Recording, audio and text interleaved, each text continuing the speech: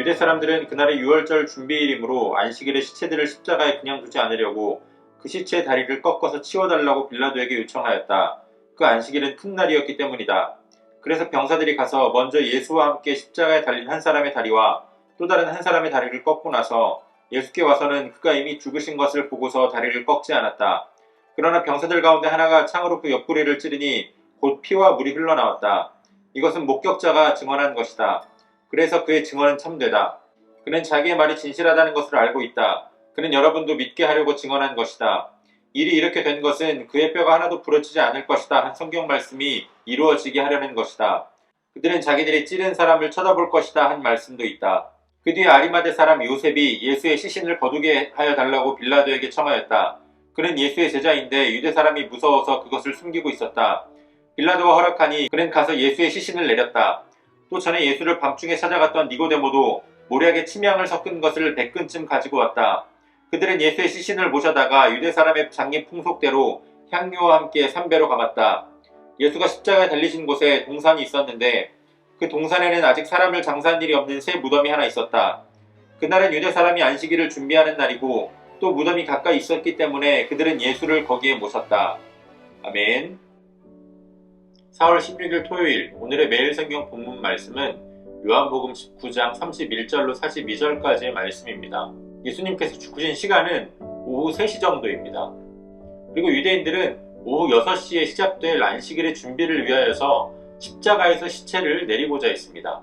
예수님을 십자가에 못 박은 죄를 범한 유대인들이 자신들의 죄는 자각하지 못한 채 그저 안식일의 규례를 지키는 데에 급급해하는 모습을 보이고 있습니다. 그래서 유대인들은 빌라도를 찾아가서 저 십자가에 달린 자들의 다리를 꺾어서 그 시체들을 치워달라고 요청합니다. 그들이 빌라도에게 다리를 꺾어달라고 요청한 것은 십자가에 달려있는 사람이 더 빨리 죽게 하려는 의도입니다. 십자가 형벌이 정말 잔인했던 이유 중에 하나는 십자가에 못 박힐 때에 그 죄수가 금방 죽는 것이 아닙니다. 십자가형을 당하는 사람들이 죽음에 이르게 되는 그 원인은 바로 호흡곤란인데요. 손과 발에 못이 박힌 채 십자가에 이렇게 매달려 있으면 몸이 아래로 축 처지기 때문에 횡격막을 들어 올려서 숨쉬는 것이 굉장히 어렵습니다. 그러다 보니 고통을 참고 못이 박힌 발에 힘을 주어서 몸을 들어 올려야 간신히 숨을 쉴 수가 있는 겁니다. 더 이상 몸을 들어 올릴 힘이 남아있지 않을 때 호흡곤란으로 결국 죽음에 이르게 되는 것이 이 십자가를 통한 죽음입니다. 그래서 유대인들이 다리를 꺾어달라고 요청한 것은 다리뼈를 부러뜨림으로 인해서 더 이상 몸을 들어 올려서 숨을 쉴 수 없게, 그래서 더 빨리 숨이 끊어지게 해달라는 겁니다. 그들의 요청대로 병사들이 예수님의 좌우편에 있는 그 죄인들의 다리를 꺾었습니다. 그런데 예수님은 우리가 어제 말씀에서 살펴본 것처럼 이미 스스로 영혼을 포기하시고 숨을 거두셨기 때문에 다리를 꺾지 않았습니다. 그리고 옆에 있던 병사 하나가 창으로 예수님의 죽음을 확인하기 위해 그 옆구리를 찌르고 그 옆구리에서 피와 물이 흘러나왔다고 기록하고 있습니다. 사도 요한은 이것을 자신의 말이라고 하지 않고 그것을 직접 본 사람이 증언한 일이다 라고 이야기합니다. 예수님의 죽음은 문자 그대로 실제로 일어난 사건이었다라는 것을 확신시키기 위한 의도입니다. 상상력이 뛰어난 많은 사람들이 예수님의 죽음에 대한 여러 가지 가설을 내놓았습니다. 예수님은 마지막 순간에 다른 사람과 바꿔치기해서 예수가 아닌 다른 사람이 십자가에 못 박혀 죽은 것이다. 또는 예수님은 십자가에서 죽으신 것이 아니라 거의 죽음에 가까운 상태가 되신 후에 그 다음에 무덤에 들어가서 3일 동안 회복하고 무덤 밖으로 나온 것이다. 뭐 이런 말들을 합니다. 그러나 사도 요한은 예수님의 죽음이 결코 부정할 수 없는 사실임을 오늘 말씀에 기록하고 있습니다. 더군다나 그 죽음은 억울하게 당한 죽음이었지만 그 죽음은 하나님의 말씀, 예언을 성취하고 있는 그 죽음이다라는 것을 오늘 본문에서도 이어서 기록합니다.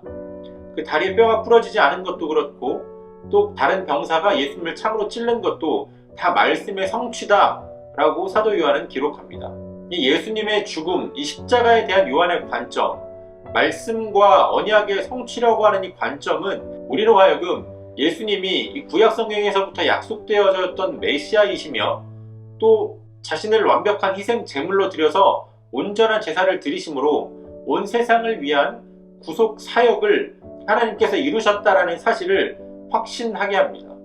38절부터 42절까지는 예수님의 장례가 치러지는 장면을 우리가 함께 살펴보았는데요. 이 아리마대 사람 요셉과 니고데모는 유대 공회 회원일 만큼 유대인들 사이에서는 어느 정도 지위를 갖춘 사람들이었습니다. 그러다 보니까 예수님을 향한 그들의 신앙, 예수님을 향한 그들의 믿음을 드러내지 못했다라는 거죠. 그러나 예수님의 죽음을 목격한 이들은 그 전과 다른 모습을 보여줍니다. 직접 가서 예수님의 시체를 내리고 또 예수님을 위해서 유대인식의 장례를 치러드렸습니다. 모두가 예수님을 외면하고 버린 것과 같은 이 십자가의 사건을 통해서 또 이 예수님의 죽음을 통해서 변화된 사람이 있었다라는 겁니다. 빌라도도 그렇고 유대인들도 그렇고 예수님의 제자들도 그렇고 아무도 인식하지 못하고 있었지만 예수님은 인간의 기준으로서는 너무나도 수치스러운 이 죽음을 통해서 하나님의 승리와 영광을 나타내셨습니다. 오늘 우리가 영적인 분별력을 통해서 어떤 것이 진짜 수치이고 또 어떤 것이 참된 승리와 영광인지를 분별할 수 있는 저와 여러분들이 되어주시기를 소원합니다. 오늘도 우리에게 주신 본문의 말씀을 몇 차례 더 읽으시면서 여러분들에게 개별적으로 깨닫게 하시는 말씀을 묵상하시고 또 각자의 기도로 오늘의 묵상을 마치도록 하겠습니다.